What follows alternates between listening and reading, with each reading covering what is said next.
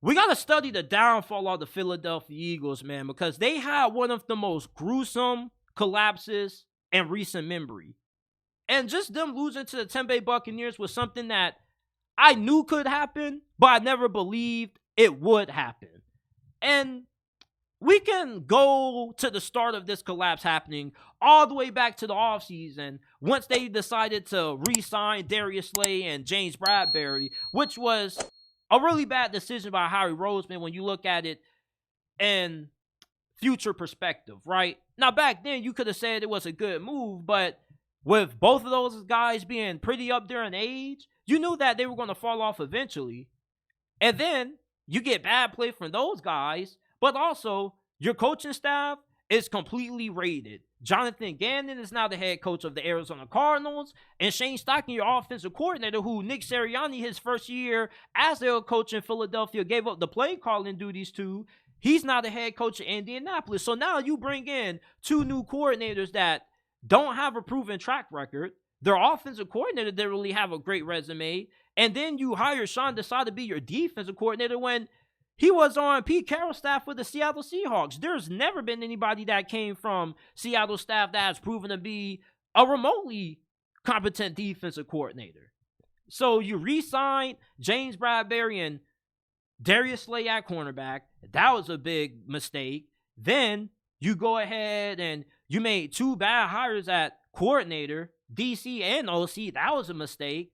And then you get into the season and you start 10-1. Cool, everything is smooth sailing, even though you've had a couple of close games here and there. Like, you had a close game against Kansas City.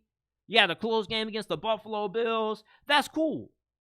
But what started to go wrong in the second half of the season when things started to go downhill? You had a lot of injuries. You were depleted at linebacker.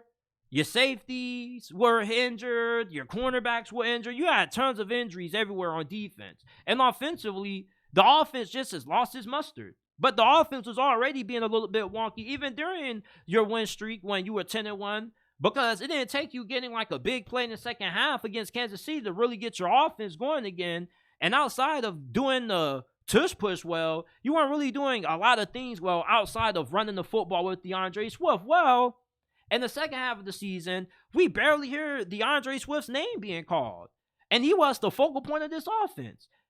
And you thought that Jalen Hurts was going to take that next step as a passer. But he didn't take that next step. He has regressed. And he also has played banged up ever since the season first started. I believe he was injured. So he wasn't fully healthy. This definitely was a down year. Plus, he's in a new system with an offensive coordinator that isn't good.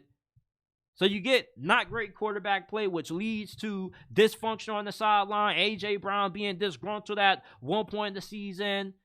Devontae Smith making some bold statements in his post-game interviews. And then defensively, what really put the cherry on top of the collapse for me was when you went from Sean Desai as your defensive coordinator to Matt Patricia. The last time I saw Matt Patricia calling plays on defense was when he was the head coach of the Detroit Lions and Houston on Thanksgiving, back when they had Deshaun Watson was running trick plays on his defense. His final season in New England, he wasn't even the defensive coordinator. He was the offensive coordinator. And you go from Sean Desai to him, and the defense, yeah, had a couple of bad games, but was it ever bad to the point where you needed to make a change at defensive coordinator? I mean, if you were going to rough it out with anybody, rough it out with the dude who was part of you being 10-1. Everybody has a couple of stretches during the season when things get a little bit shaky and they don't perform to the best of their ability. Hell, the 49ers could have done the same thing with Steve Wilkes at one point in the season when they went on their little losing streak. But instead, they stuck with him, allowed them to work out the wrinkles, and look how good their defense has been playing ever since. Nick Sirianni made a terrible decision to move on from his defensive coordinator who had them at 10-1 for Matt Patricia. Like, Fatty Patricia is not it as a defensive coordinator anymore. As a matter of fact, he probably should be a position coach at this point.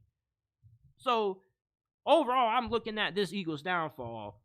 It's definitely one of the most shocking downfalls that I've seen. And it kind of came out of nowhere, but you go back and you look back at those Bills and those Dolphins games and those Chiefs games, and you felt like if the game would have bounced in the other team's direction, they possibly could have lost. So it's not like the Eagles were looking like a flat out dominant team, even in their wins against some of the better opponents in the league. So there already was a little bit of some red flags out there about this Philly team. But just when they made the change from defensive coordinator with Sean Desai and Matt Patricia, that was really much the cherry on top of the collapse. And then what happened? The first game, Matt Patricia was their defensive coordinator. Drew Lock engineers a 10-play, 92-yard game-winning touchdown drive. What a way to start your career off as Philadelphia's DC. Matt Patricia. Moving forward for Philadelphia, you got to get Bill Belichick in there. Either you got to get Bill Belichick or Jim Harbaugh.